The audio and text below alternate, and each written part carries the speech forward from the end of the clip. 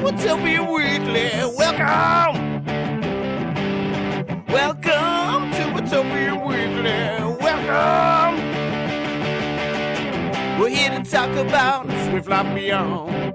We're here to talk about what's going on. So welcome to Watopian Weekly. Welcome! Welcome to Watopian Weekly, Season 5, Episode 11. We're on video, we're on audio, we're everywhere. Watopian Weekly is a podcast for Zwifters, cyclists, and everyone else. Each week we're here to discuss all things Zwift, life, and beyond. My name is Dustin, and with me we have... fresh off the PRL full, and a full-size order from Panda Express with extra protein, right? Yeah, I still need to go out there and try that, but a guy that should be taking it off probably isn't. Josh! Josh, how are you? I'm good. Legs are toast. I bet. And also, fresh off completing the PRL full, but enjoying an iron brew this afternoon. Probably in the sunshine, right? Iron brew in the sunshine sounds delightful. But a guy that doesn't know what the word day off means. James! Hey, James. Hello, everyone. Hope you're well. Yes, definitely well. And now, our special guest, the guy that can tell us all about knee extension and how shorter cranks can work for some people, and what it's like to work with James on a very, very personal level. Gareth the Bike Fitter. Gareth, hello. Hi, happy to be here. Thank you for having me. Oh man, we are so happy to have you here. Bike fitting is like some sort of dark art that I think we all need to be more enlightened on, everybody. And this is super cool. Thank you for doing this and for being here and for putting up with the madness and everything that is our morning podcast or afternoon podcast or evening podcast, wherever you like to be. So so thank you for doing this. So every week we like as normal we talk about what's been going on in our weekend. Why don't we have James start us off first because and then we'll go around the horn here. So James, what have you been up to this week besides going up the Surrey Hills virtually? I didn't do the full 11. Let's get this out there now. No! I did 7 laps and I got pretty much so bored that I decided the 2 hours more that it was going to take, I could do better things with my life. Oh man! So I didn't complete it, and I have to say chapeau to everyone, including Josh, who did, because it was boring. There was no way. There's no polite way of explaining how brain numbing that Saturday ride was. And anyone who completed it, fair play. Anyone who's completed that badge on Zwift deserves a very big badge or a halo on top of them. Especially if you did it solo. Oh my gosh, at any point. Because I think I was only able to do it because of a large group. Yeah. So go ahead. I'll talk about my experience in a little bit, but go ahead. Yeah. So and I must admit, I wasn't feeling 100% when I started, but I just mentally broke after about the 4th lap, and it just went on and on and on. And I can think that if you're going to do that distance on Zwift, there are much prettier or nicer routes to do it. So unless you're a dedicated badge hunter, it does have no seal of endorsement from me from that side. Man. Yeah, you are correct. And there are a few share that with me as well. Because I jumped in on the because I only did a little bit and then I had to leave and came back and Josh was still on, so I jumped on the voice call with him and Nick and Ashley. And Ryan this dude jumps in on like hour midway through hour 5. We're just wrapping this thing up, and he's like super chipper and talk about like oboes and clarinets or whatever you were talking about. I don't even know. Like, Yeah, you don't even remember. I don't even remember. I was just like zoning out. I'm like, this is. I appreciate that you're yapping on because I needed some distraction. Well, Nick and I were appreciative of it. I was just gonna say hello, and then you guys sounded like you needed something, so I had to stay on. Over there dying. Oh, man. James, like you said, that course is like literally the most boring thing ever. Just up, down, up, down. Like Oh, man. it's not exciting in the slightest bit. So James, you didn't get the half then either because you have to do that separately.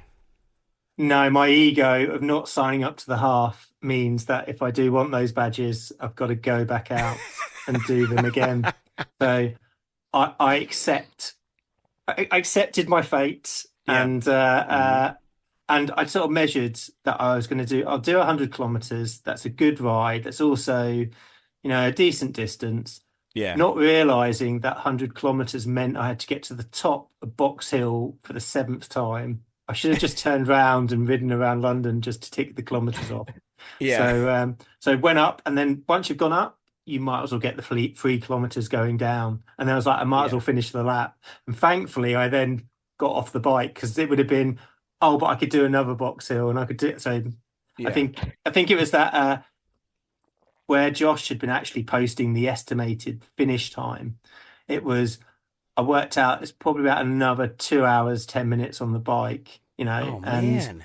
I was like, no, just like, no, that's me done. I'm finished. I will come back to that later at another time when A, I'm a bit fitter, and B, I've just got the right mindset from it because it was horrible. And yeah, just on the other 2 things that I've done today, we did obviously the Zwift Racing League final race, which we'll talk about in a bit. Yeah. And I completed my 100th Flamme racing race on Wow. Friday around an equally horrible, terrible course in Yorkshire. So actually, I think Zwift's horrendous. I'm going to find a platform that just is flat stuff for the rest of the year. Yeah, right. Well, just plug in It's your Garmin only going to and be just watch that. Yeah. help us with reverse. Well, Yes, at I one point agree. at one point they did have pins up there for some reason, and then I don't know whatever happened to that, but yeah. Anyway, but okay, well, so James had a negative experience during the PRL full. Josh, what about you? I mean, I almost quit like halfway through too, just because I think I went out a bit aggressively with the carbs and nutrition, and that just honestly made me feel a little bloated and not great, to be honest. So I was really struggling there for like the 5th and 6th Box Hill, and then I was just like, all right, I'll do one more and see how I feel after that, and then kind of felt fine for the most part after. But my nutrition the rest of the ride, 2.5 hours or whatever it was like not great, to be honest. Like I didn't really do hardly any carbs or anything, and just pretty much water, and paid the price for that. But I'm glad to have this stupid route badge done because this course is just so dumb. Like I hate it as much as James does. But Did you stream it as well? I forgot to ask. Yeah. I did stream it. So if you wanna watch something to fall asleep to for 5.5 hours, like that's And then there was, and I watched because I checked it out. You have 123 views, so 123 people watched that. That's a lot. That's a lot. Why? Yeah. I don't know. They were struggling getting people to sleep. They must have kids at their house. Or something for stuff like this, really the only motivation to stream is to get the occasional like person popping in for encouragement. That's literally the only reason. Like I can't think of any reason why watching something like that for even an hour, let alone 5.5, would be at all Yeah, I don't know. entertaining. But 5.5. Oh, they probably streamed at the local bike shop. Probably. yeah, definitely. It's like Oh, World man. Cup material right here. Yeah, I, yeah. I can summarize the first 7 laps of basically me and Josh dropping off the back of the front group and having to do interval sprints to get back on. Yeah, And then it was either me or it was Josh, but she seemed to do it more spectacular. He had wider gaps that he had to close, whereas I just sort of drifted away because I wasn't paying attention. Yeah, Oh, it's man. funny because I got, who was it? Ben and Todd saying like, "Oh, thanks for being a sweeper," and it's like, Mm. I don't think I did that intentionally. I think I just stopped paying attention for like a couple minutes, and then was like, "Oh shoot, there's like a 10-second gap or a 5-second gap. I need to bridge back." Well, I had a completely different experience, and I would do it again because I was out there I was planning on doing the half, and that was only 50 miles, but then I ended up I got called for a gig, so I had to leave. So I only did the first hour, and it was pleasant. 2 times up Box Hill. It was great. Yeah. That still sounds unpleasant, to be honest with you. But... I'm sorry to laugh, but I mean, it's just like I understand the pain because I mean, I don't know that I could do that for 10 of those. I think 5 or 4. Is it 4 for the half or 5? 4 for the half. 4 for the half. I could do that because 50% of 11 is definitely 4. So right, that makes sense. So I could do that, but there was absolutely no bitterness over people doing the half when you're like, you've only got to do 4. We've got to do another 7. Yeah, when I jumped back on, I mean, like these guys were salty as the sea air. I mean, it was something else. I mean, like if anything, tune in for the last 5 minutes of Josh's stream, and you'll hear some. First off, you'll hear me rambling about trying to distract these guys because they were. I think Smash It was on their way up the hill, and you guys were on the just like 2K from the end.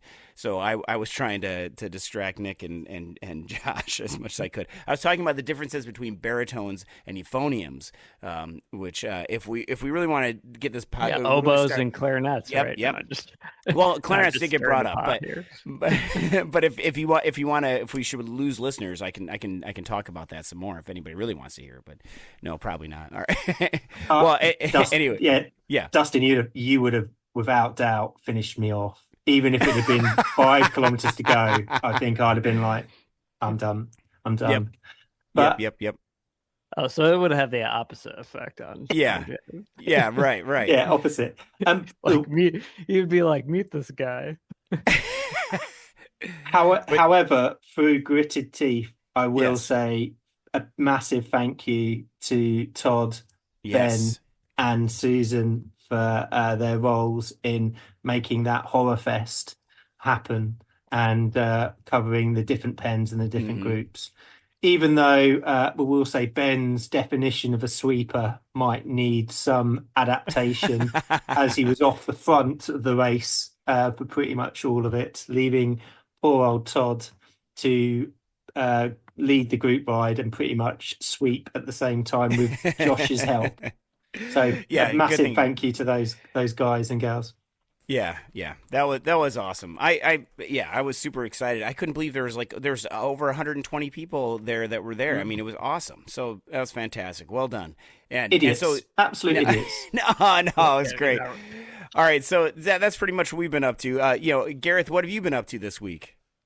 Nothing too much. A lot of boring indoor zone 2 kilometers. I've signed up for to do 1,000 kilometers between. Oh, it's not that bad. It's like between the 1st and the 24th of December.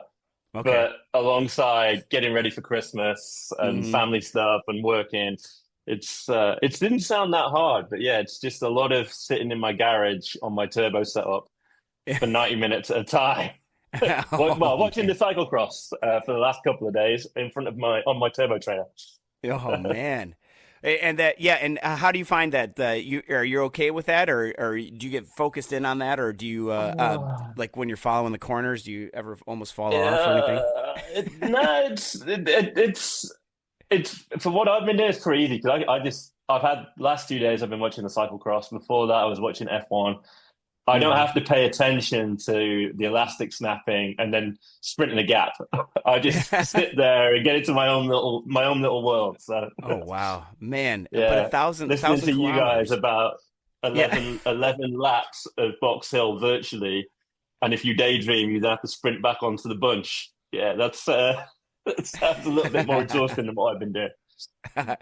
Well, but that's still impressive, though, man. 90 minutes at a time. I remember, well, before Zwift, way back when, and years and years ago, when I would ride my rollers, and I was lucky to get 30 minutes in, or even on a fluid trainer, 30 minutes or something like that, or watch a movie or something. Yeah, staring at a wall or staring at a clock. I mean, oh, it was just horrible. But so this is so much better than it used to be. Yeah, and that you can watch F1. Oh, 100%. Yeah, 100%. But yeah, we should move on to our main talking points here, because we got to get down to the bike fitting stuff, because that's the we've got a lot going on here. So we'll get to that. So let's do a quick wrap up of ZRL, everybody. So ZRL, oh my gosh, it's over for this round. We've got a couple of weeks off. Everybody in my group was listening to Josh and Gina, or James and Gina, and they attacked right where they talked about, and I got smoked. I was in a bad way. I was definitely didn't do well on those escalators. How'd you guys do? Or well, James, how James do, because Josh was he was off doing something else, doing ladder or something crazy like that. But well, the good news is nobody in our race was listening to the podcast. However, I went and tried to go on a breakaway about 9K from the finish. Yeah, and Distortion was winning. Yeah, we were looking pretty good. I should have just screenshotted it and said we won and lied, because we got into I got into the park. I never got more than a 10-second gap. And I sort of worked out that I needed about 20 as a minimum. In hindsight, from where I finished to the person who won it, I needed 1 minute 45 seconds. So that was ambitious. But I got caught, tried to recover, was with everyone at the front up the first.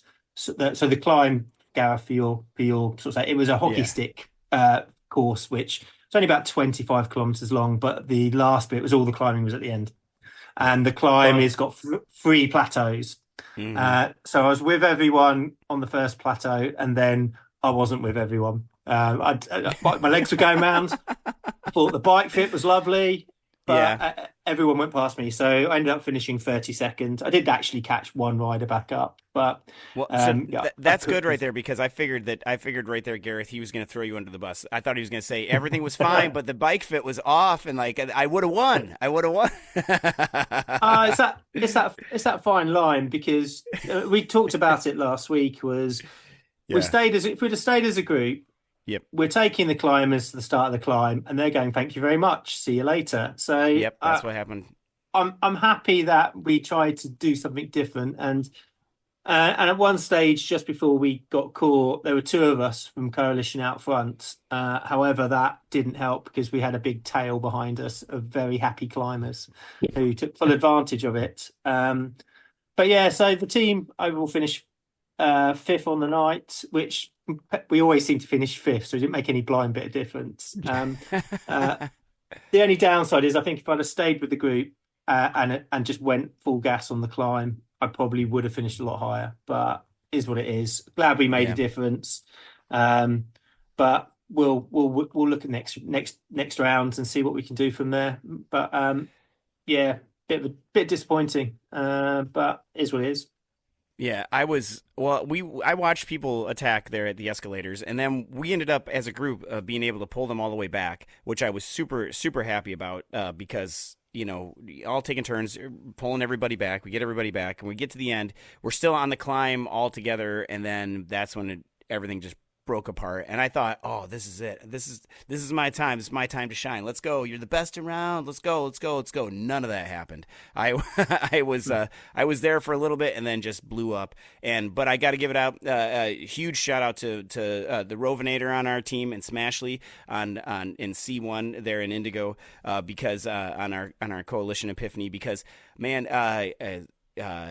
so it was fifth and sixth. They got fifth and sixth. Rovan got fifth, and Smashley got sixth. It was incredible, especially listening to them, being able to get up there. That was awesome. I was very, very happy and just shouting motivation from the back of the pack because that was awesome. So impressed with their performance and everything, and it was a good round. I don't know if we'll get because of their efforts though. We moved up, and I think we ended up like fifth or sixth for that race. So before, and then that bumped us up out of relegation. So I think we're going to be stuck in C1 again next round. Oh, no. Which I was hoping we were going to get bumped down to C2, but that's okay.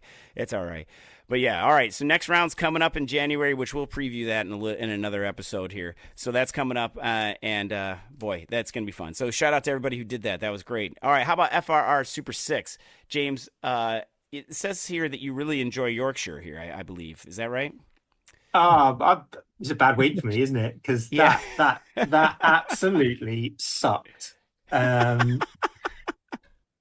Just Yorkshire as a course, you just seem to be climbing. It just never, it's never down. There is some downhills, but it never feels like there are any. And we did the double loops course, which is basically all the way around all the roads and back the other way from there. And to be fair, I actually had quite a good race, but it was hard work.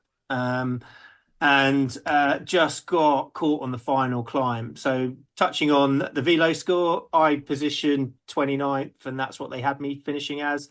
Probably could have got 26, but I just couldn't hold on to the front group after the first major climb. They just absolutely toasted me. But I was racing for Coalition Newman. We finished second on the night, and Jonathan in our team finished second in the race as well. So congratulations to him. And a big shout out to Greg, who massively overperformed on his velo ranking and finished, I think, just around the top 10, which was a brilliant result. The only problem, he was a sprinter.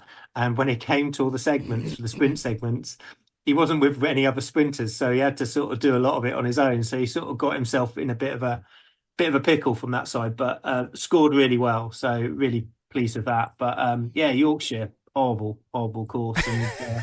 And again, I'm not looking forward to next week, which is back to New York and everything bagel. So the New York KOM again. But yeah, Josh, how did you get on? I haven't been doing the Super 6 this time around, only because the pen sizes are so small. So like I think last race was down to 7 in the pen. I think. Oh, okay. Was that just because of time slot, or do you think? I think there's really only like Coalition and OTR that are like actively fielding teams in it. So in that time zone or time slot. Yeah. It's a lot of the same folks that do ladder too. So on the European time slot is the biggest one, even though there's been a little drop off of teams. It'll be interesting. There'll be a big push for the final round. So hopefully we can get the US teams up and running. It's in January as well. So I think where more people are actually focused on bike, there might be a bit more appetite to get more people sort of out and about and more teams out for round 3. But New York next week for the last race of the round. As you can see, I'm absolutely looking forward to it. Brilliant. Thanks, Rich. Yeah, that's going to be awesome. Well, we're going to come back to some of the events that are coming over the festive period here in a little while. We got to get to Gareth. He's been waiting so patiently. And Gareth, we have tons of questions for you. I mean, James distilled all this stuff down to some of them, and we have a lot going on. And so if and go ahead and deviate however you need to. But we need to talk about bike fitting and everything, and and how this works. And we've had lots of questions, especially internally. Like we've been talking about this a lot. You probably talk about this all day. And so thank you for joining us. I love it. Yeah, thanks for joining us on your day off about this. And when we talk about bike fit, we are going to talk about the indoors and outdoors stuff too. But can we talk about right there? When should someone get a bike fit? Is it only when they get a new bike, or is it if they have a bike that they've been riding for a while and they are just feeling discomfort? Or if a bike feels fine, why bother with a bike fit? What is a reason why we should bike fit? Let's start with that. Well, all the things you just said. So you get a new bike. You know, if you spend a lot of money on a new bike, if you dropped a lot of money on a new suit, you'd probably get it tailored. You think about what bikes cost now, the price of a fit compared to the overall price of a bike. You know, why not get it perfectly dialed in for your biomechanics? So new bike is a great one. Coming back from injury, there seems to be a lot of people I'm talking to at the moment having knee or hip replacements in the UK. So that's, you know, a biomechanical change to your body. If you've put on or lost a lot of weight, if you've increased your flexibility or you've lost flexibility or mobility, I would generally say that my customers fall into three groups. There's people who are chasing performance. So they're generally more experienced cyclists. You know, they might be racers like you guys, indoors or outdoors. You know, a lot triathletes is a prime one. I know they're kind of only a little bit cyclists, but whether they're competitive or not, they're racing the clock. You know, they're always trying to improve. So anyone who's doing anything against the clock and thinks they're a little bit out and thinks there's some free watts. So performance is the first one. And then people who've got an issue, so any kind of like ache, pain, pressure or discomfort, you know, saddle pain, knee pain, foot pain, numb hands, shoulder pain, neck pain, you know, list is endless. Something that I sort of experienced personally, I've been a mountain biker for 35 years. I've been a roadie for about 20. For the first 6 months of my road journey, I just thought having sore knees and a bad back was part of it. But like, you just had to suffer. And then I had a bike fit and that all went away. So people chasing performance, people with aches, pains, pressure, discomfort, and then people are just curious. And, you know, it's like, oh, you know, I think my setup's good, but, you know, I've done it all myself and I've seen all this stuff on YouTube or I've read, you know, I just hear all this random information. I just want someone to come and sort of just talk me through the process and get me set up properly. But yeah, so any change to your physiology, like you've been injured, you've lost or put on weight, you used to do a lot of cycling and then you've had some time off and you come back, your body might have changed. You're thinking about amping up your volume. So if you're, I'm going to do a big event, and before you go crazy up in your volume, probably a good time to get a bike fit. If you think about all your muscles, like the rubber bands, you can stretch a rubber band so far and it will keep going back. If you stretch it a little bit too far, you might start to tear it. And, you know, thinking your hamstrings, rubber bands, your saddle's 5 mil too high, and then you double or triple your volume. Yeah, you can lose a lot of bike time by not getting a bike fit. Wow. I appreciate the helpful analogies, honestly. Those are actually really good comparisons. If you jump out, I mean, I when I'm doing my zone 2 stuff, I probably rate a cadence of like 100 on the turbo this week. And you do an hour, it's 6,000 revs. And if your saddle's too high, that's 6,000 revs. Your hamstring just getting tweaked a little bit further than it wants to go. Wow.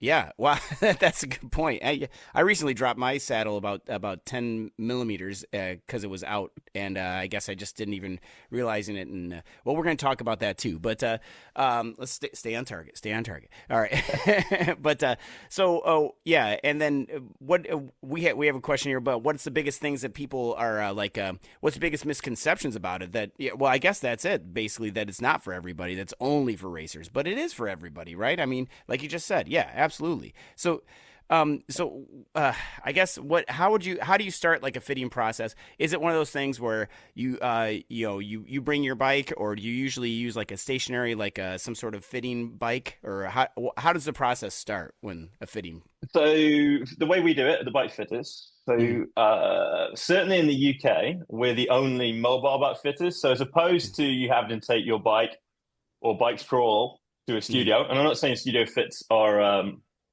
bad. There's lots of different people doing fits. Some are good, some are bad. But we come to you. So I come with my van, I bring all the kit. And our big thing is we fit your body, the body you have right now, to the bike you have right now, or the bikes you have right now. And because I'm mobile, if someone's got 5 bikes, I can fit all 5 bikes. You know, went to see James the other day. We did 2 of his bikes in the same session. He didn't have to travel or anything like that. So the rough and the process is, it kicks off. We have a pre-fit assessment. So I'll ask lots of questions around your riding history, the type of riding you're doing. Are you training for any events? What are the courses going to be like on those events? Have you had any crashes? Have you had any operations or big injuries lately? Are you experiencing any discomfort, aches, pains, pressure, discomfort on the bike? So that gives me a real good picture of like who you are as a cyclist. And I'm starting to get a picture of biomechanically, like, oh, you've got an injury, like one of your knees doesn't bend as much as the other one or something like that. Yeah. And, oh, my hands go numb. My hands go numb 30 minutes into a ride, or I get real saddle pressure, discomfort, an hour in, or if I'm going really hard on the drops, I get all this pressure or I don't need it. I then we do a biomechanical assessment. So get the yoga mat out. So I'm looking at symmetry. So how symmetrical is your body or asymmetrical is your body? Your range of motion, is everything working as it should? Is there anything I need to take into account? Again, sort of like old injuries, surgeries, and me getting this picture of like, okay, I know about the rider. I know about the riding they want to do. I now know how their body works. And then from there, dive into using some of the specialist equipment. So I'll measure people's feet up. So we use the ID match system. So I'll measure length and width of someone's feet, but I'll also measure where the metatarsal heads are. So the toe knuckles. And that helps us work out cleat placement. So I'll do foot measurements. I'll then work out cleat placement, get the shoes on a jig, refit the cleats. We use a ID match saddle caliper, so I'll do saddle measurements to work out how wide of a saddle you need, whether you need a cut out or a pressure relief channel or not, and why you might need that. And then once we've done all that, we get to start the fun bit, and the fun bit is I'll get your bike on the turbo trainer, get you warmed up, start making a few observations based on what you might have told me. I get numb hands. So if someone's got numb hands, the first thing I'm looking at is, well, how have they got their hood set up? They got their bars nice and flat with a nice flat hood that just maybe comes up a little bit? Or have they got like a janky bar set up where the bar rolls down and the hood comes up and there's a big V that they're driving their hands into?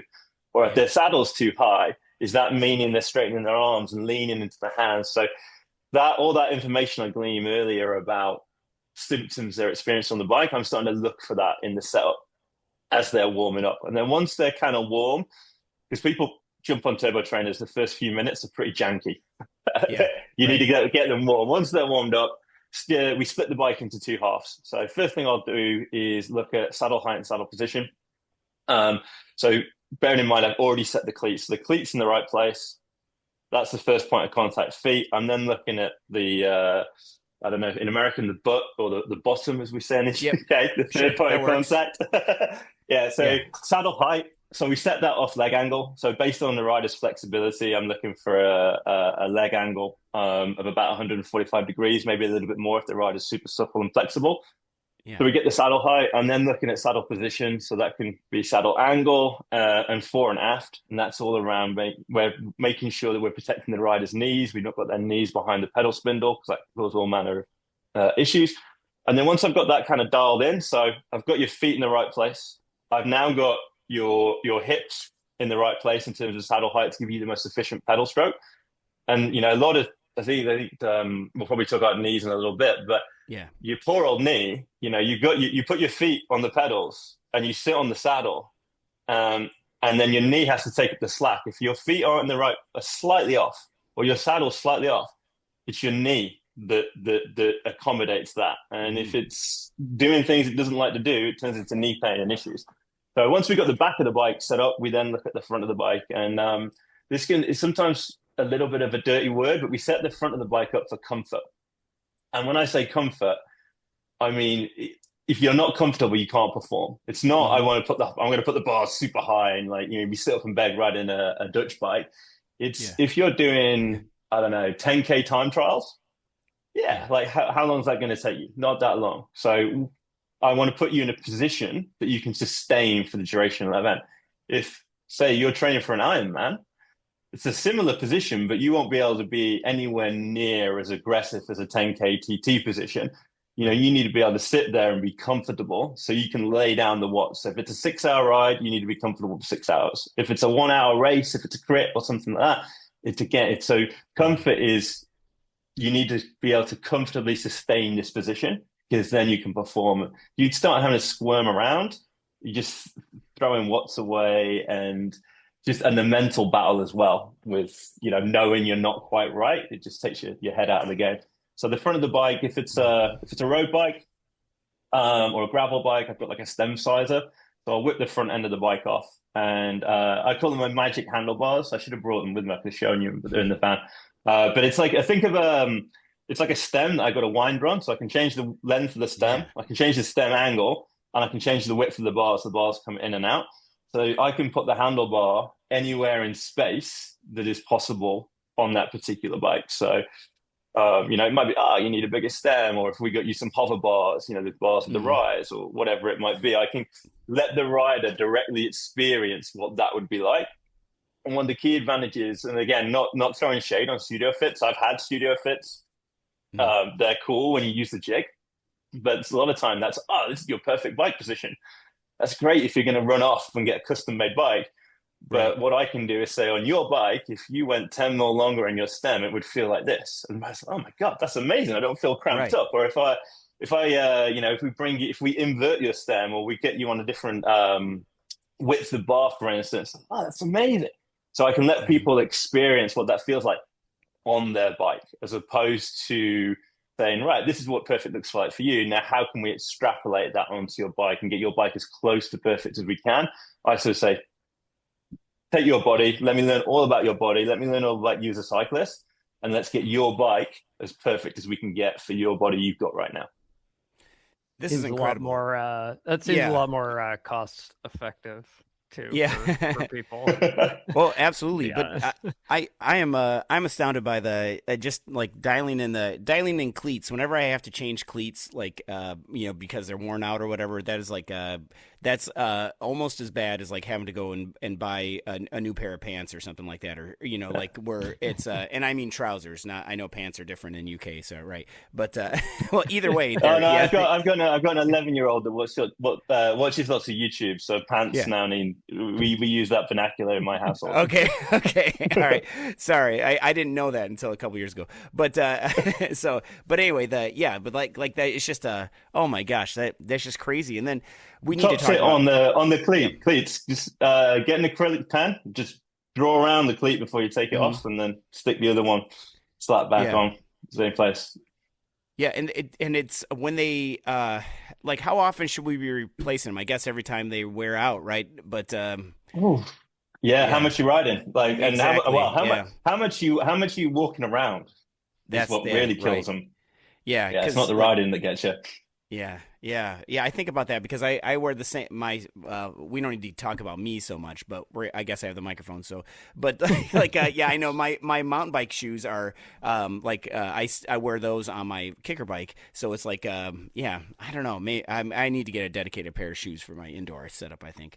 But all right. So we this is just incredible. I mean, there's even more questions that are coming up, and I'm trying to stay on here. But how about when people are setting up their own bike for the first time, or maybe they got a new bike or something like that? What's the most common thing that people get wrong? I guess let's talk about that.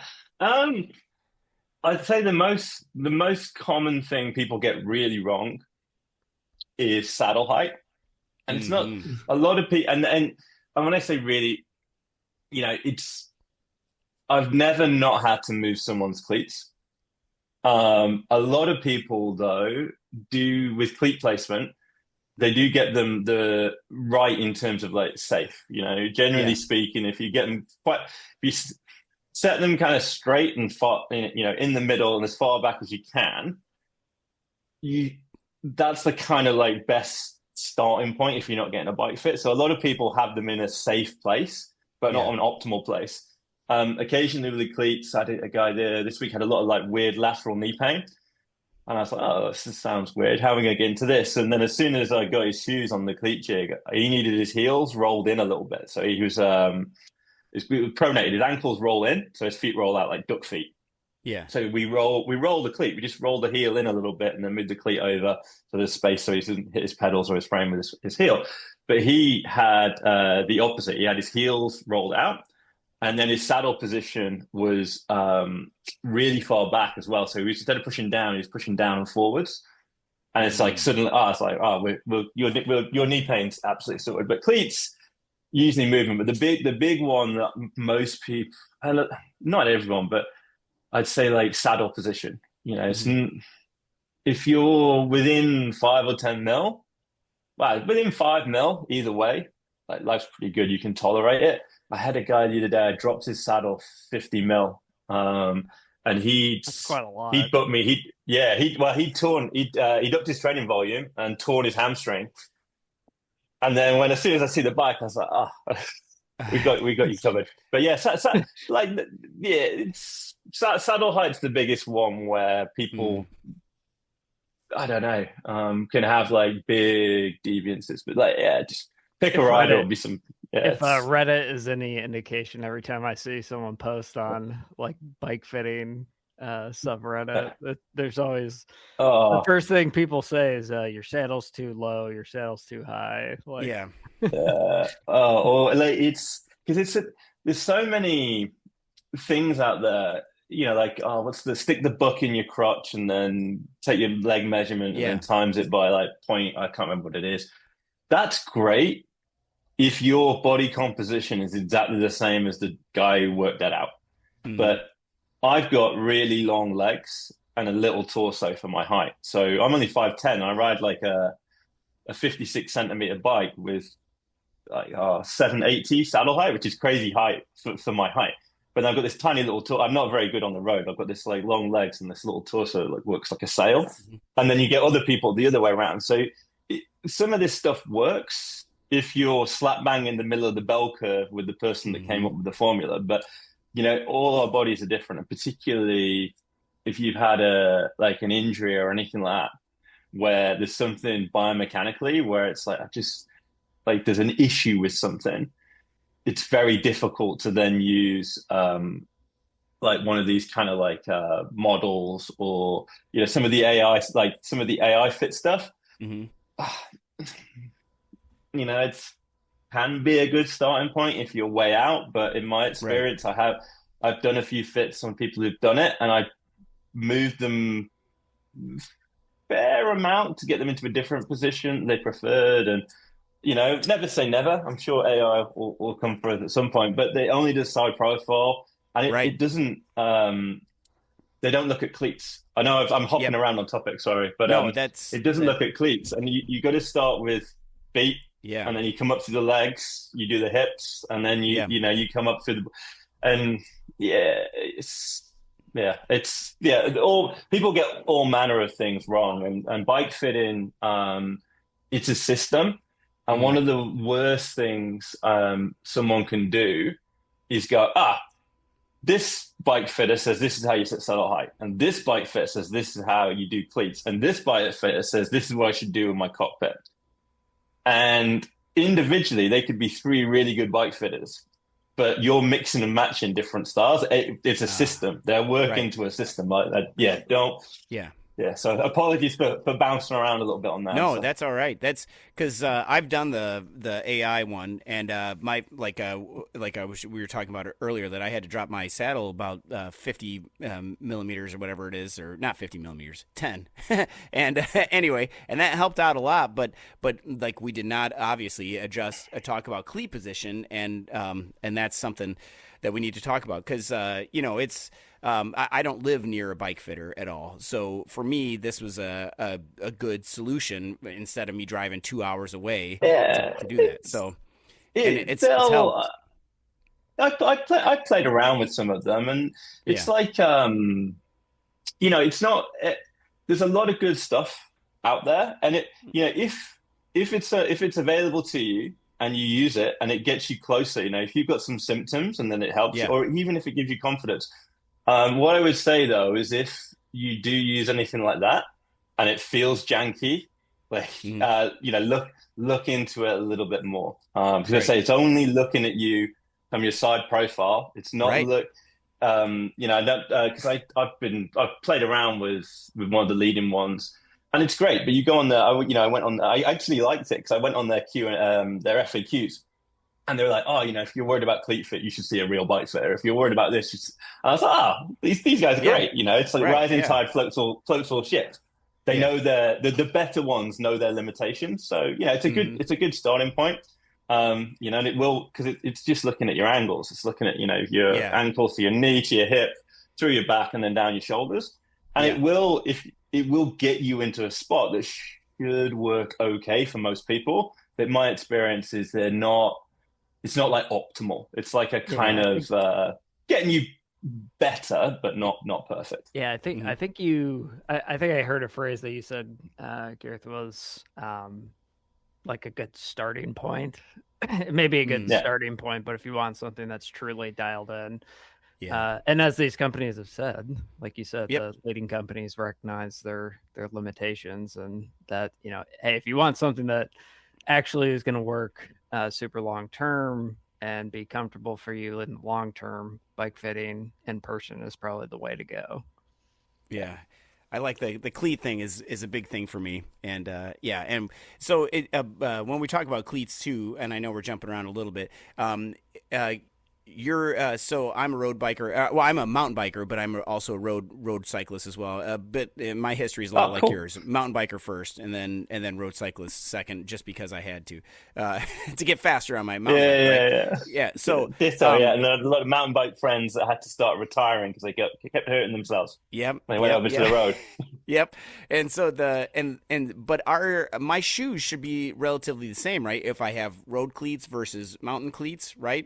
Shouldn't they be? Or in terms of cleat position, yeah. So there's a little bit of nuance. So, but if you take the middle, whether you're setting like a road cleat, so let's say Shimano ecosystem, whether you've got an SPD SL or an SPD, the middle there's a midline on that cleat that represents the pedal spindle, and you want the pedal spindle in the same place on your foot on both shoes. Now there is a caveat to this. This is if you're, riding road or gravel. A road, or if you're doing gravel or XC style mountain biking. If you're doing more gravity focused stuff, there's a school of thought that I'm actually an advocate of is slam your cleat as far back in the shoes you can get it, because it's going to be better for descending. Yeah. And, if you're just winching up the hill, you don't need that, it's not going to hurt you. It's not going to give you any biomechanical issues having it back, but it's going to help you control the bike more. But if you're doing like marathon stuff, XC, you just want to get the watts down, the position for your cleat would be the same across both bikes. That's really interesting. Yeah, I agree. I'm not a bike fitter, but yeah. Yeah. That was definitely the case of what you did with my cleats, wasn't it? I apologise that my gravel cleats were not as clean as maybe my road ones. So just a word of advice, anyone who gets they weren't the worst I've seen. No, I know, but as probably a word of advice for the listeners or viewers, that if you do go to one, make sure your cleats are clean, and also your bikes are clean as well if you're taking them with you, and don't have a slow puncture in your rear tire if you're going on rollers. That was interesting. Oh man. Yeah, we'll get to the James edition of this too here soon, because I want to hear about how James's experience was too. But let's keep going through this here. Oh, how about crank arms are like the biggest buzz thing now? I mean, I used to ride 180s, and now I ride like 175s. 180s. Yes, I know. Those. Yeah, for like single speed, where'd you get that? malarkey and stuff like that. Yeah, so or they were up there, So and then we're down to 175s, and now it's like I don't know, that was the norm around here anyway, where I live, and now I have like 175s and 172.5s, but now everybody's talking about like 165s just because Pogacar did it, and now is it because Pogacar's doing it, or is it because everybody? It's a good thing.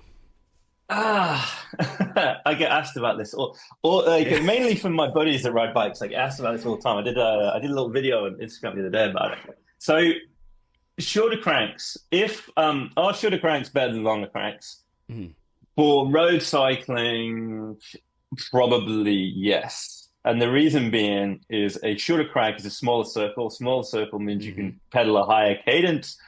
And power is speed versus force. So higher cadence means you can develop the power for a more efficient sort of effort. So yes, smaller cranks theoretically are better. That's why you see the pros going, but Mhm. it's like incremental gains because you also see some of the older pros where they're like, I know Garrett Thomas has just retired, but he's like, I started on 1725, I'm going out on 1725. You Yeah. know, it's incremental gains in terms of performance. Now, if you're building up a new bike, yeah, spec a 165 crank on it. You know, like go with the cutting edge and the science. But for me, I only recommend shorter cranks to customers when there's a need. So it may be, I'm speaking to a chap this weekend. He's just had double knee replacement. So he's Oh, coming wow. back he had the double knee replacement. Oh, a couple of months, maybe 6 weeks ago. I can't remember recently, but he's back on the bike from January, and then he's heading over to South Africa for a big charity event, I think in March. So he's got this big ride, and his rehab's going really well, but his knees, he's trying to get them to bend like they used to. It's like, right, we're gonna take you down from 172 to 165. He's on Shimano, and we're gonna bring your cranks down. Same sort of thing. A guy who broke his hip recently. It's the shorter crank. If you say you're on a 175 and I bring you down to a 165, math is easy. So I'm bringing the pedal 10 millimeters close to the bottom bracket. So I'm going to put your saddle up 10 mil to offset that. But then the crank at the top of the pedal stroke is 10 mil lower than it used to be.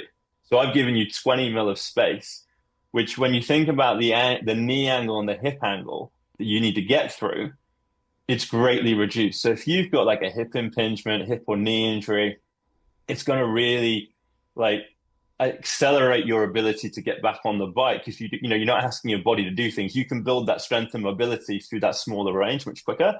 So if you're treating something like that, another thing that sometimes see on usually smaller bike brands, you sometimes they'll just spec a 1725 crank on their XL and their XS and everything in between. Mhm. And say you're, I don't know, a 5'1" female rider, and you've got a really small bike that's everything perfectly fits you, apart from the cranks of 17. The shape you have to put your legs. So your crank length needs to be appropriate for the size of your body and your bike. Yeah. Or, is it going to be biomechanically advantageous for you? And then the other thing I say to people, look, if you've got the money and you just like buying bike stuff, we all like that, and you want to buy shorter cranks, go for it. It's not going to hurt you. But if you're having to save that cash up, particularly if it's like a power meter crank, there's like loads of stuff I recommend you buy before that to improve your performance. Like dropping the shorter cranks, unless unless you're at the cutting edge of the pro tour, it's not going to make a tangible difference apart from maybe making you feel a little bit better, in my opinion. Okay, so is it as long as the crank you're on isn't causing you an issue. So if you've got any kind of issue with knees or hips or anything where it's the crank length is making your body go through a shape it doesn't want to go through, that's when I'll always go for it. But it's very in vogue at the minute, and a lot of bike fitters are like, everyone needs to go on the shortest cranks. And like in the ideal world, yes, shorter cranks are better, but it's like people don't need to be spending hundreds of dollars changing their cranks out if they don't have any issues. I watched Berm Creek on YouTube who did an experiment with 85 millimeter cranks on a mountain bike. And it looked like the most ridiculous thing. Probably spent it sounded like moto pegs. Yeah, exactly. It was pretty hilarious. I'll have to check that out. Well, and Josh, you just went down on yours. You went down to 165s on your kicker bike, right? Yeah. So I started off 175, and then eventually dropped down to 170, and I'm at 170 now. I did try to do 167.5, and it was just I'm a guy who likes lower cadence, like above 85 is like uncomfortable for me. So like I'm usually spinning at 75 to 85, and the shorter cranks just was not for me because of that. Yeah. If you're winching climbs, like real slow cadence stuff, you will give up. You're giving up a little bit of leverage for sure. So I ride a lot of gravel, and I've come down from a 172 to a 170, but because I went up a tire size and I was getting toe overlap, so that's another reason you might come down. Yeah. And I was a little bit worried that, like, there's really janky steep climbs, but it's not been too bad. But I think if you drop like 5 mil on your crank length, certainly on the mountain bike side, I know it's like losing your easiest gear, but with mountain biking, you get some real low cadence winch stuff. Right. So you might find you need to maybe look at your gearing as well to sort of match, going to shorter cranks, make your gearing match that higher cadence. It's no use dropping your cranks and having like big, like slow cadence gearing, because it's you're mixing apples and pears. It's not the right. And so if you're dropping your just to recap that real quick, if you do go to shorter cranks, does your saddle go up or down? If you go to shorter cranks, your saddle will go up because the pedal's coming closer to the bottom bracket. Okay. I was just curious if that's why Pogacar did that, for like aero gains or something like that. But yeah, I don't know, like if you got smaller on the bike, but I don't know. No, I'd say it's probably to do the cadence stuff, because like that when he does that seated climb attack, and he's just spinning away sat down. Yep. But I don't know. It's pure speculation. I'd love to spend 5 minutes inside his head. Yeah, exactly. Aren't you swapping like muscular fatigue for cardio fatigue, basically, right? Yeah. I mean, that's kind of what you're doing. Wow. Yeah. Force times speed equals power.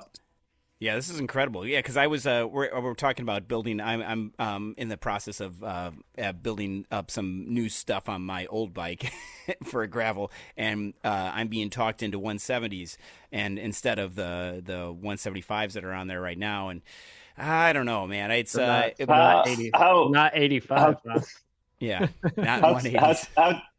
How tall are you? I'm 5'10" as well, so yeah. You'd probably be okay with a 170.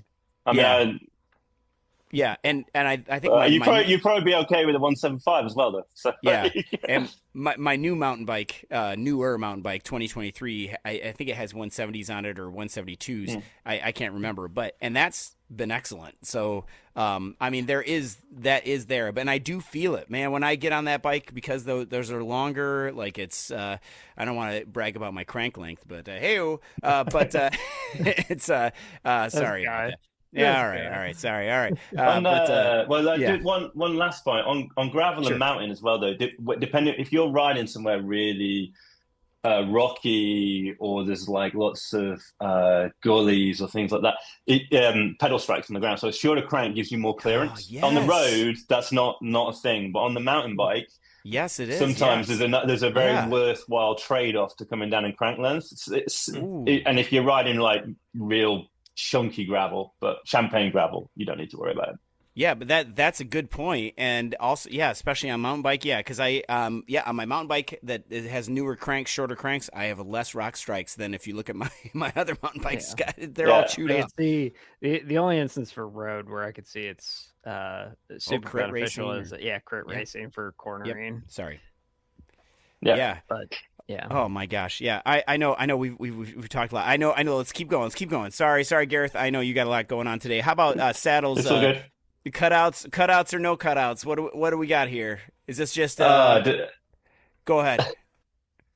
Depends on your biomechanics. So, so if you think about, if I was to say, hey, stand up and touch your toes. With and don't sort of cheat. Let your bend. Don't I don't care about how tight your hamstrings are.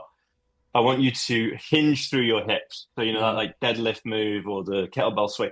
Like how much can you rotate your body through your pelvis? Mm-hmm. So that's something I do on all my sort of biomechanicals. I'm saying like how much if I say bend your body over, how much does your pelvis rotate? And people can be quite stiff, so their pelvis won't rotate that much. They don't need a cutout. Perfectly flat saddle, because their pelvis, they're not rolling forward very much. They're sat on their sit bones. If they roll forward moderately, so they're rolling off to the sit bone into that kind of central part of the pelvis, having some sort of pressure relief channel is going to be really handy. And if they're moderately to really flexible, so, they can touch their toes or get their hands flat on the ground if they're really well conditioned, they're going to be rolling a lot through. So their sit bones are coming off the saddle and they're putting a lot of pressure to the perineum, that soft tissue like between your legs. They need a cutout. So if you put someone who's got quite, can't rotate through their pelvis very well, you put them on a saddle with a cutout, it isn't going to hurt them.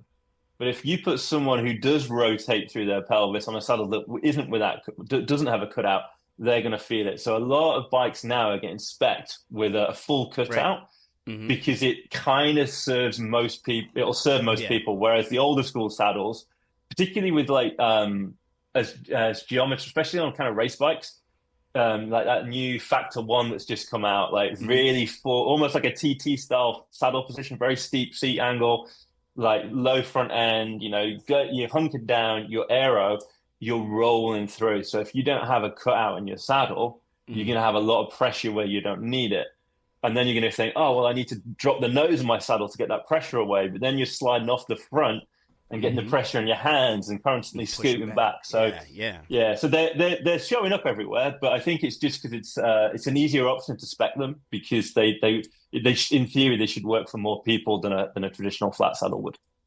Wow. Yeah. Anyway, so then, this is amazing, and I know we got to get to the indoor versus outdoor thing, but real quickly, how about what is about the frame? The frame. How does the frame limit or help people in this? Because a lot of times you'll see people, like in the old days, like I ride a 56 like you do, but in the old days I would have been spec maybe a 58 or something like that, and like if it was the 70s, I would have a huge frame and smaller saddle or saddle height. But so how much does the frame affect everyone?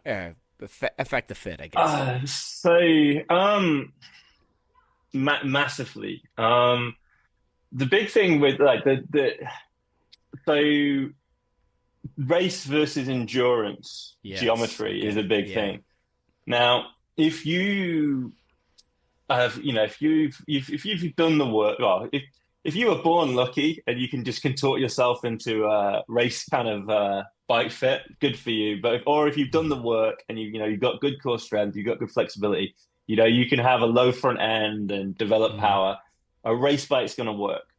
If you have an office job, you spend a lot of time driving or driving a desk, your hip flexors are going to be a bit shorter, your hamstrings are going to be a bit tighter. You're not a pro athlete. Those guys spend years and years and years, and they've earned the position that they have on a race bike. And there are a lot of amateurs out there that can ride race bikes, but you kind of need to be honest with yourself, because a race bike is usually lower and longer. So when I say lower, I mean like lower stack. So the handlebar from the bottom bracket vertically, and then longer is in terms of reach, so the bottom bracket to the middle of the handlebar. Endurance bikes are a little bit shorter and a little bit taller. So they just move you up a little bit. So most amateur riders would be better served with an endurance bike. And most bikes now, if you buy them, you'll get, 15 to 30 mil of stackers between the frame and the stem. If you start off on a bike like that, you can start coming down on the stack and working on your body to get into that race position. So it can make a massive difference. Generally speaking, if you buy an endurance bike and it's the right size, you'll get a good fit. But if you get carried away and buy a race bike and you don't have a bike racer, you haven't put the work into a bike racer body, and the race bike geometry, like I mentioned the Factor 1 a minute ago, it's getting more and more, I say extreme, but it's getting, the science is getting better, it's the cutting edge, but you can't just come off the street and go, I just watched Poggy win the Tour de France, I've not cycled before, I'm going to buy a Factor 1 or a Colorado, forget which one it is. It's going to hurt you. It's going to be really hard to get into that position. So it can make a massive difference. I mean, there's stuff we can do. You can make a tall bike, you can bring it down, but you can't put stack on unless you invert stems or use hover bars, like riser bars. But then you don't have, it ruins the look of the race bike. So I would say And what's encouraging for me as a bike fit at the moment is endurance bikes used to be a little bit like, oh, they don't look cool. Now endurance bikes look like race bikes. Yeah. You have to sort of stand them next to each other to tell the difference. Like, there's some of the Pinarellos.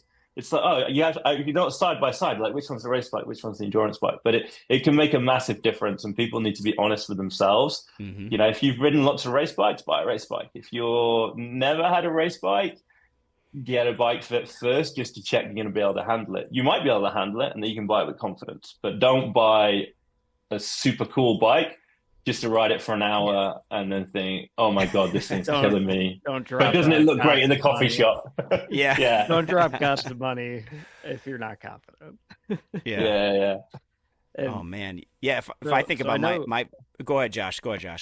Oh, I was gonna say. So I know you talked about like some pretty fancy equipment. That sounds like you use. But what innovations in fitting tech are you excited about? Oh, I was thinking about this today.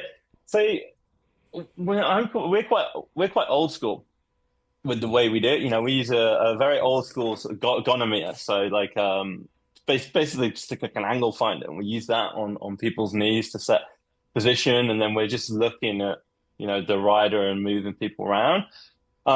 So I'd say like. This is gonna make me seem like such a bike nerd, but like Wolftooth just brought out their new SPD pedal where you can change the Q factor on it, and I was like, "That's really cool. I can play around with different Q factors instead of having to buy 3 sets of pedals." But honestly, one of the things that I've most excited about at the moment, and this is probably more in your guys' world than the bike fitting world, is stuff like does it move MUOV, that new indoor bike? Yeah. That like moves like an outdoor bike. Yeah. I'm like, that's actually quite cool. And the reason I sort of mention it, and apologies, I'm sort of jumping ahead onto the indoor versus outdoor, but a bike fit's kind of a window. It's like an operating window. And as I say, like there's a few different systems out there, and like if you get a good technician that's got a good system, they'll get you into a window. And your flexibility on a Monday morning is different to your flexibility on a Friday afternoon, and things. Your body has to, the bike fit needs to work through a window that works for you. On your outdoor bike, you go around, you're moving around. It's a lot more dynamic. You're up and down. You might be stopping at a junction, but it's just you're moving. So your operating window, say it's X. On an indoor static bike, you're not moving. 60 minutes, on 11 laps of Box Hill. It's 11 laps of Box Hill, right? Sat in the same position, just spinning away. The operating window for the fit is much smaller. Something that I might be able to tolerate on my outdoor bike fit, and this bike brilliant, I love it. But that same fit come inside 3 hours deep.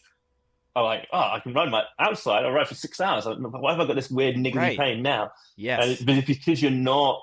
It's less dynamic. So it's just like this kind of operating window. So come back to your point about what I'm excited about. It's like how indoor bikes starting to behave more like outdoor bikes in terms of that dynamism of being able to kind of like not feel like, I've just been sat here for 3 hours.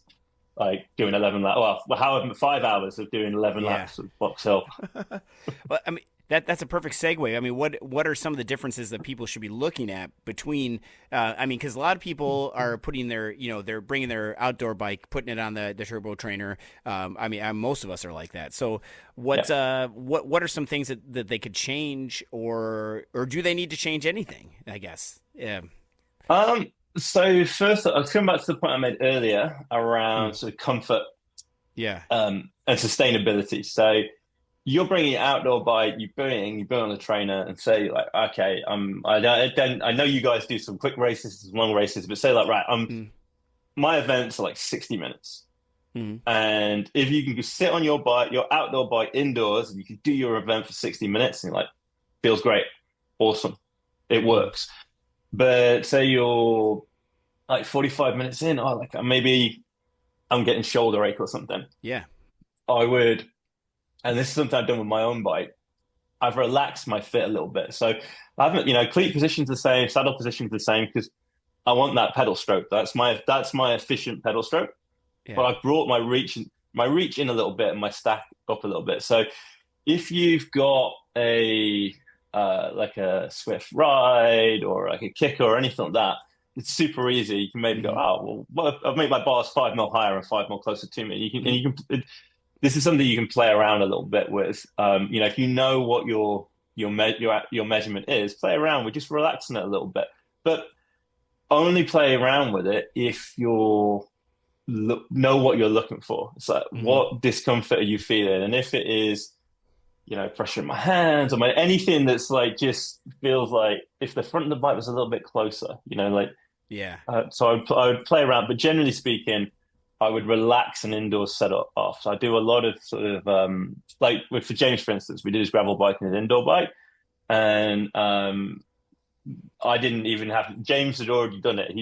His indoor setup was a little bit more relaxed, just with the way he put it together and kind of optimized it for himself.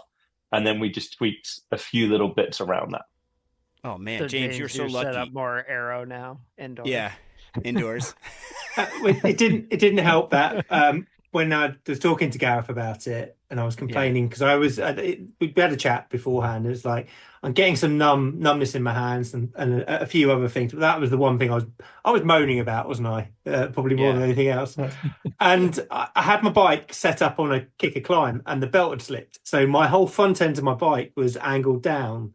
To the point where I was putting more weight on my hands, and it was only after we sort of talked I went and like, that doesn't seem quite right, so I popped the wheel back on and put it almost straight up. But interestingly, just even with Gareth just looking at it, his immediate thing, right, they're not level, they're not this, not that, I'm just going to do this. And he talked through the reasoning behind it and then showed it, and just like, that's so blindingly obvious, why didn't I think of that from that side? And then it was sort of some additional sort of tweaks and stuff based on the experience that we had on the gravel setup. Obviously, where my cleat position was one of the more, what do you say?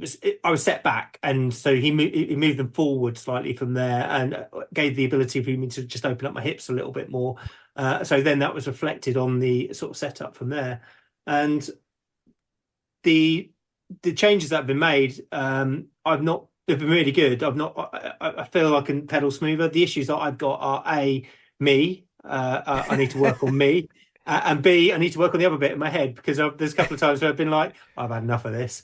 But what he's done on the bike made total sense when he was explaining it to me as well, and stuff like that. And so far so good. Obviously, apart from the mental experience of bloody Box Hill, pardon my French. But yeah, so really interesting.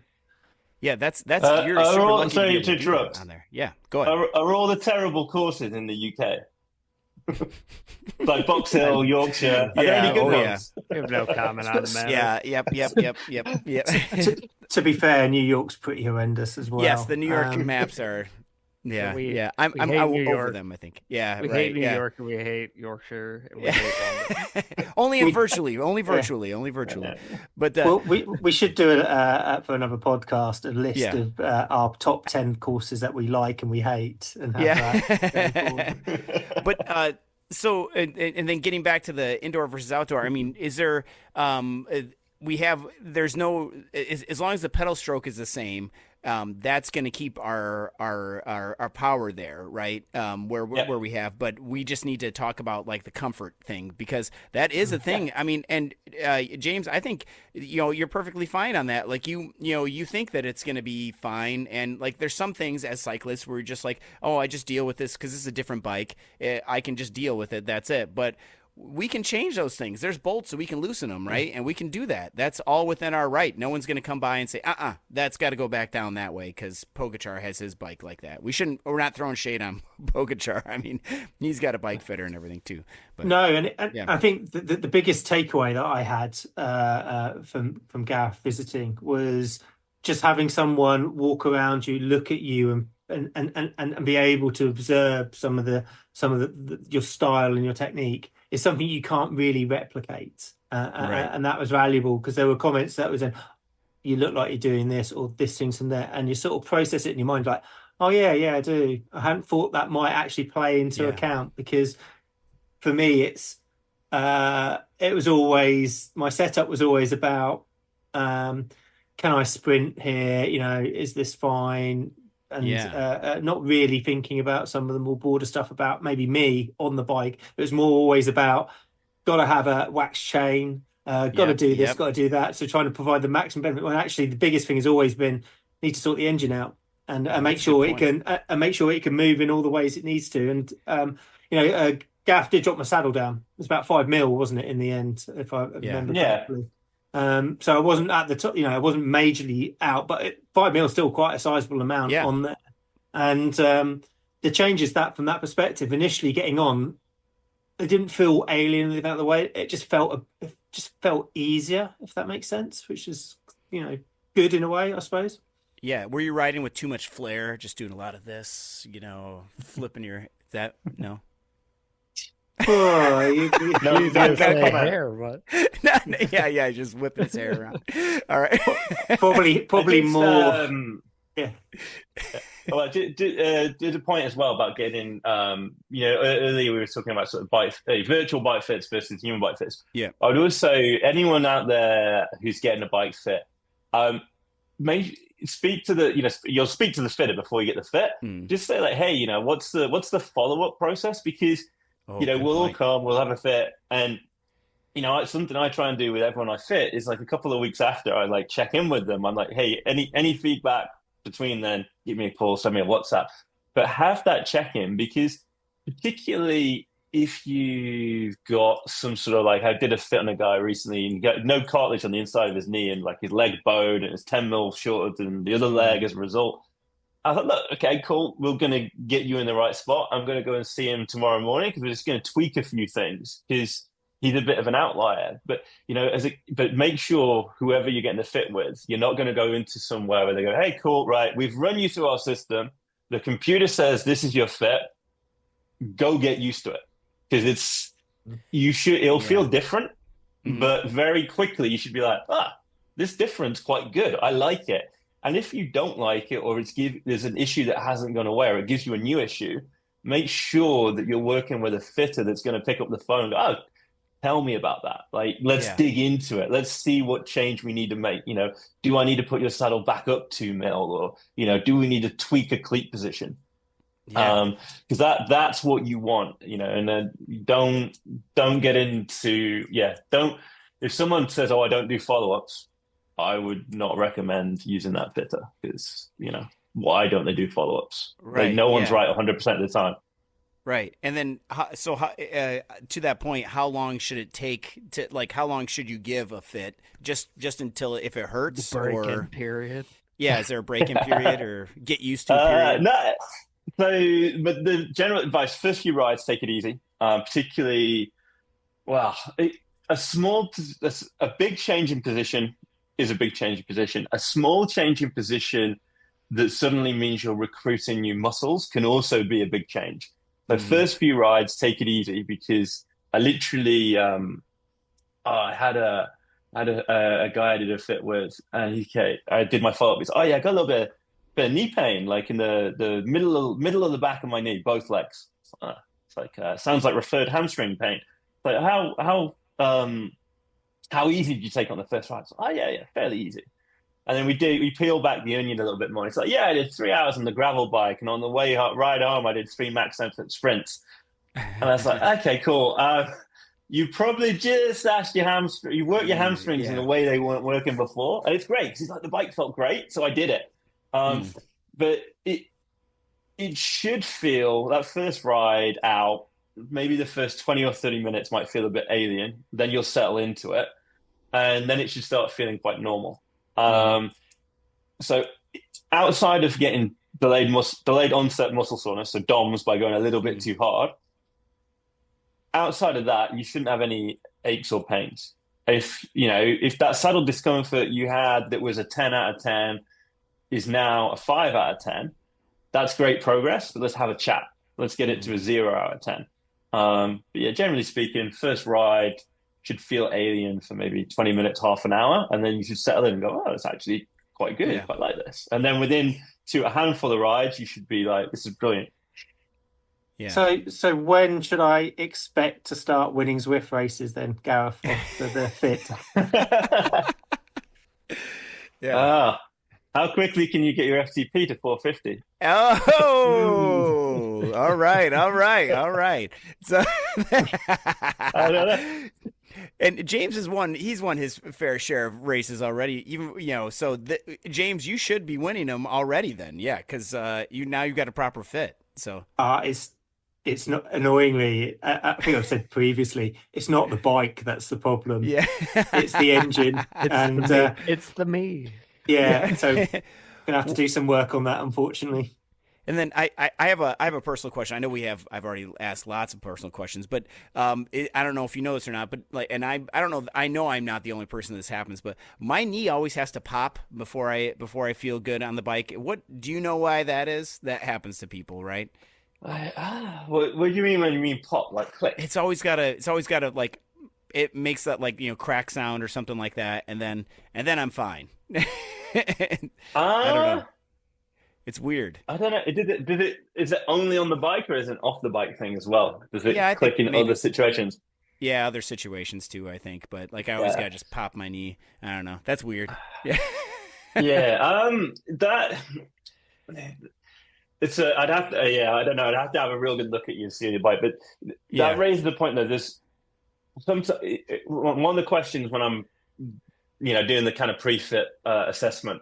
You'd be like, right, tell me about aches and pains. Oh, let's need the pops. Yeah, the first thing is, okay, right, describe the pop. Where in, Right. And then one of the questions says, and does this happen in life off the bike in other situations, or is it just on the bike? And there's a rule, like a kind of rough rule of thumb. If it's like, this thing only happens to me when I'm riding my bike, I'm like, right, okay, that's a bike fit issue, and I can dial that out. Okay. If it's like, yeah, it happens on the bike, it happens off the bike, then I'm into investigator mode. Is it a bike issue that's like you're taking off the bike, or is it like a life issue that you're bringing onto the bike? Got it. And if it's a bike thick thing, I can dial it out. If it's something you brought from somewhere else and the bike's aggravating it, hopefully I can lessen the aggravation. Right. But in terms of my patch, my territory where I work, I've got a few chiropractors, physios, sports masseuses that I have good relationships with, and they might send me some referrals, and I send them some referrals. But yeah, if it's an off the bike issue, or a bike that affects you, an issue that affects you on the bike and off the bike, I'd maybe get it checked out with a healthcare professional, just get a good view on it, and because then it's something. If you know what's going on with it, it's more ammunition for me as a fitter to kind of work with. So, with that, I'd have to have a pretty good look at you. And I think it's an old soccer injury, but being a defender and just getting roughed up. Anyway, Josh, go ahead. Gareth, I think the most important question that everyone wants to know is James the most difficult customer you have? Oh no, he was a delight. He made me several cups of tea. He even gave me international snacks. I got Dutch waffle. We got some street waffles in. Nice. Yeah, top five. Yeah, top three. Pushing for a podium. Yeah. Take care of your bike fitters. Yes, absolutely. That's what we leave with. Yeah. Yeah. And this is awesome. Yeah. And so Gareth, what are some I know we're getting close to the end here, but what are some do it yourself things that people can do that right now before they book a professional fit? I mean, is it just having somebody walk around you if you can, or record a video of yourself? I mean, that could help, right? Maybe. I'm not. So if you want to get bike fit, my advice would be to speak to a reputable bike fitter. Yeah. But that said, there's lots of stuff you can do yourself. The world you guys are operating in, so online racing, I would say, say you've got an outdoor bike that's working for you, and in the indoor setup, you're getting a few niggles. I would say you can't. as long as you make a note of where the bike was and then what you're changing, and don't change too many things at a time, play around with the stack and the reach, the handlebar. Okay. Maybe move it in and up a little bit just to relax it a little bit and see if that means you can go an extra 30 minutes, an extra hour. So that'd probably be annoyingly, you can't fit yourself. So if I make a major component change or get a new bike, I have to give one of my other franchise buddies a call and go and get them to do my setup for me. But I can play around with the front end of my bike because I know directly what that feels like. But and I can set my own cleats because I have my feet measements, but I can't. My saddle position, I need like someone to sit next to me and do it for me because I'm riding the bike. But playing around with the front end to get your indoor setup like something like somewhere where you feel comfortable. Like it's a pain cave for a reason, but don't make it more painful than it needs to be. Yeah, and I think knee pain is a big. I think one of the biggest things. That I hear, do not tolerate knee pain. Sorry. Yeah, because there's people I've been on just random rides, and like one guy was talking about I've heard about this thing called Zwift knee, and I finally have it. Well, that's probably a cleat issue or something, right? Yeah. Probably, yeah. And that could be something like exactly what you're saying. That outside you can tolerate it because you're not pedaling all the time. You're coasting sometimes. You're leaning side to side. But this, you're in a static motion, and you're getting all that feedback on your knee. So, yes, that's. I'm definitely gonna. I need to go and get something done with my cleats for sure. But yeah, I'm pretty convinced after hearing this to get a professional bike fit. Honestly, I think it would be beneficial. Yeah, sorry, just on the knee, just on the knee thing as well. Like knee pain comes in lots of. Someone says to me, "Oh, I've got knee pain." The first, this whereabouts. If it's say it's in the back of my knee in the middle, that's potentially referred hamstring. It's like referred hamstring pain. So it could be your saddle's too high. Mm-hmm. Oh, I get it it's in the front of my knee at the bottom, underneath my kneecap, top of my shin bone. That's where your patella tendon, so the tendon where your quads come around your knee and link to your shin. That could be that your saddle's too far back, so you're pushing forwards and down instead of down or down and backwards. It's like, I've got lateral pain through the side of my knee. And it's like, like that. That's potentially if you got your heel rolled out or rolled in versus your natural bone structure. Because if you go for a run, you put your feet where your skeleton puts them. If you suddenly bolt them to a bike and they need to be heels in, and you bolt them heels out, your knees having to take that slack. So there's lots of different types of knee pain, and there's lots of different reasons that could be causing it. But a good bike fitter will be like, okay, describe it, whereabouts in your knee. And they'll go into sort of like detective mode, and they'll be like, all right, so that kind of pain. They'll suddenly be looking at your setup and looking at you on the bike and going, right, like what could be causing that? And then what changes are we making to the bike that are going to assist you biomechanically? Wow. Yeah, this is incredible. Gareth, we could talk for hours, I think, and you've been so kind to do this. Gareth, can you tell us about your company and how people can get a hold of you if they happen to be in your area? And we're going to put your Instagram up here too, but. No, certainly. So Instagram's the easiest way. So Gareth.Shaw _bike fitter.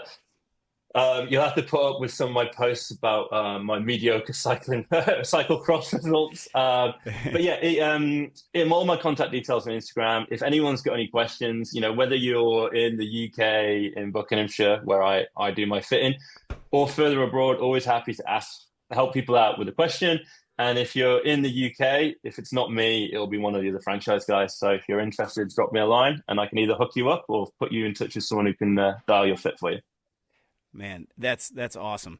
And we'll, I echo Josh's sentiment there. I think that we should definitely get a bike fit. Oh, one more question here. Sorry. So, if you have to go to a studio, and then you're bringing your bike, because like for me that would be I don't think there's any mobile bike fitters around here. I love that idea because coming to my house and doing my indoor bike, my mountain bike, and my instead of I can't bring my kicker bike with me, but that's easy enough to adjust. But like what should you do? Just I mean, I guess you bring your outdoor bike with, and then just write down the measurements or something, or they're going to give you a printout or something. Or they'll give you your measurements. I would say if you're like Studio Fits aren't the devil. There's some pretty good ones out there, but get them to explain the measurements to you because sometimes you'll get like a PDF.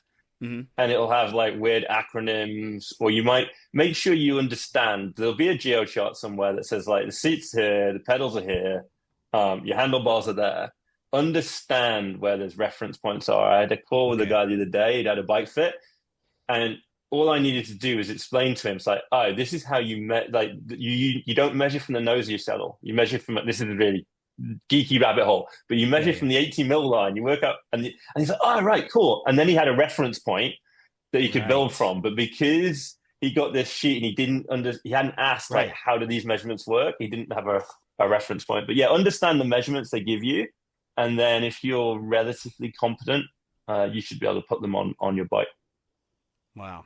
Yeah, that's a good point because I also think like I get too nervous. I get sweaty for lots of reasons. But like going into a bike shop sometimes and there's like you get maybe a little intimidated or something or so this is an intimidating process. And there's always more questions. Like when I drive 2 hours to get a bike fit, on the 2 hours back, I'm going to be thinking about it the whole way. So man. But fine. But like make sure the person like.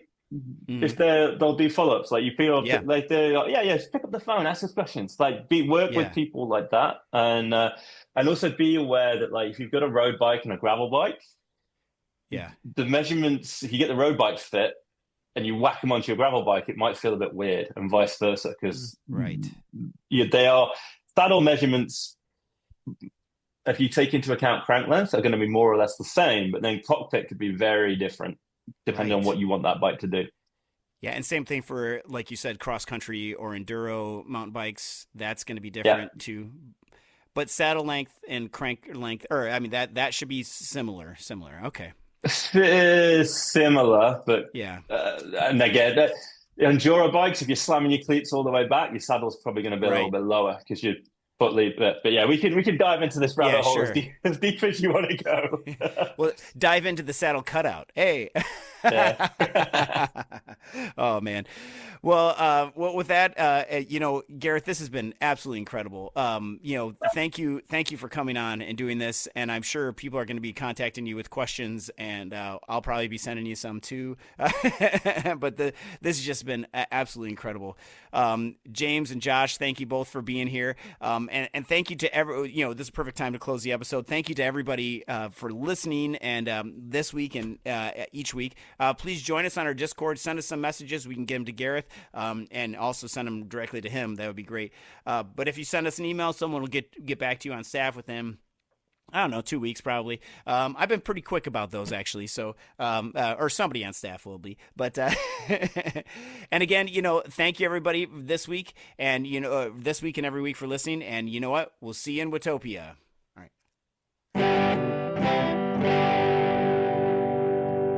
Yeah.